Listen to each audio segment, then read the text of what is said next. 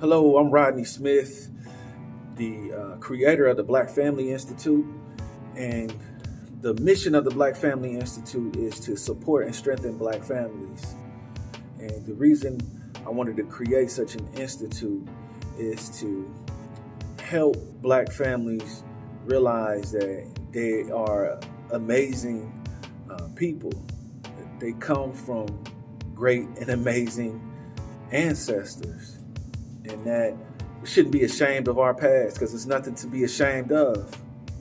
And to realize that we are a unique and special group of people, and that we don't have to try to always be someone else. We don't have to try to be Native American. We don't have to try to be Puerto Rican, Mexican, Moor, Hebrew Israelites. And there's nothing wrong with those people. We can be connected to them, but we are who we are. And I think that it's important to define who we are. When I say define who we are, I mean we should name ourselves. We should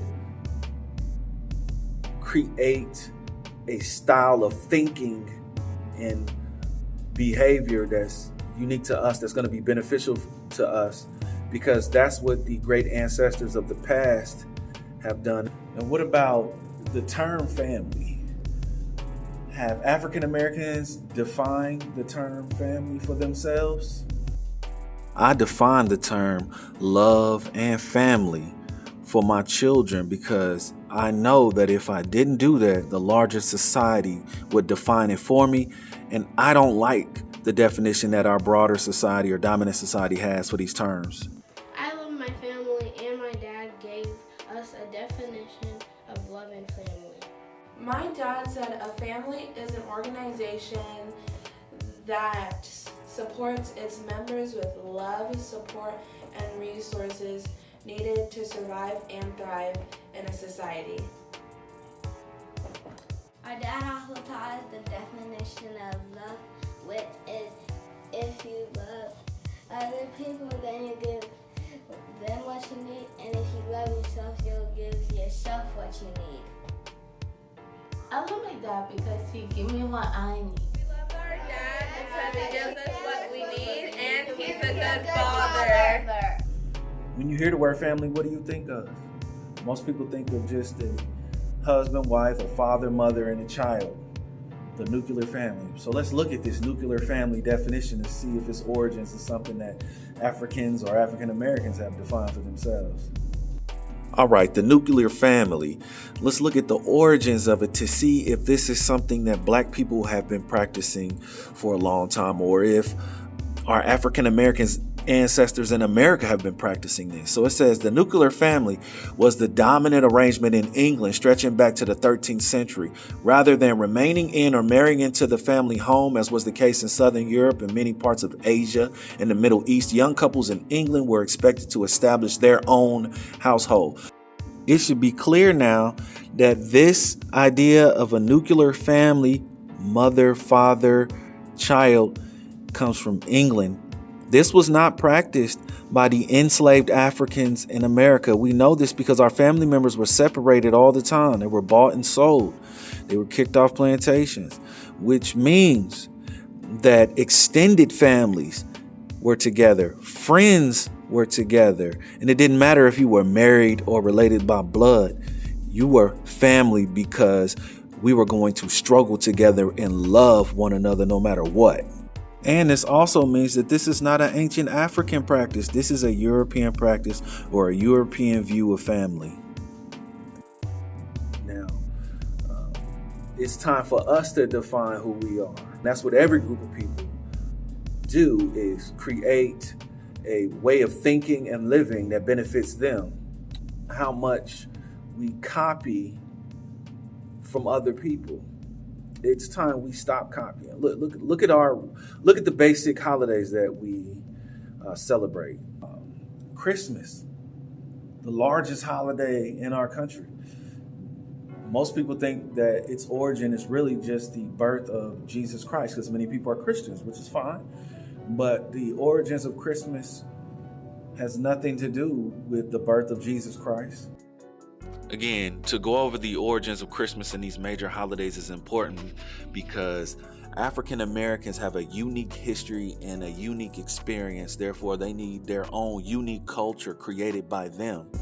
By looking at the major holidays in America, you can see they were created by Europeans. Therefore, they get the most benefit from the holidays. They get a cultural benefit, a political and economic benefit. This is why people create cultures, celebrations, rituals, and ceremonies, so their people can get a benefit. So it's time that Black people get a benefit from the things that they create. And this benefit will not always equate to money, but it will equate to political power and stronger family and community relations. This is from history.com, and you can see that the origins of Christmas have nothing to do with the birth of Jesus and nothing to do with Black people. It says on history.com that centuries before the arrival of the man called Jesus, early Europeans celebrated light and birth in the darkest days of winter. All right, they rejoiced in the winter solstice, which was the worst of winter, was behind them, and they can look forward to longer days. It says also in Rome, they worshipped Saturn and Saturnalia, which was a hedonistic time when food and drink were plentiful and the social order was turned upside down. All right. Then we also have people in Germany who did Yule, lighted a log up and worshiped this god named Odin. All right. This Odin guy was a Norse god who would fly around and terrify people and snatch up anybody that was outside. And he was also known for sliding down chimneys. All right. So this article in the Norwegian American is telling us that you cannot separate Santa Claus from the Norse god Odin. This is where we get the idea of Santa Claus from, or one of the ideas is from this god Odin. All right, so again, this has nothing to do with Jesus, Christianity, or Black people, but the whites who created it do benefit. What about Easter, another major holiday? Again, we live in a Christian country, so many people think that Easter's origin really deals with the death and resurrection of Jesus Christ. But again, this is not the origin of Easter, nor the origin of the word Easter. All right, Easter, according to St. Venerable, says that this is an English word. It comes from the word Uster or Easter, Anglo-Saxon goddess of spring and fertility.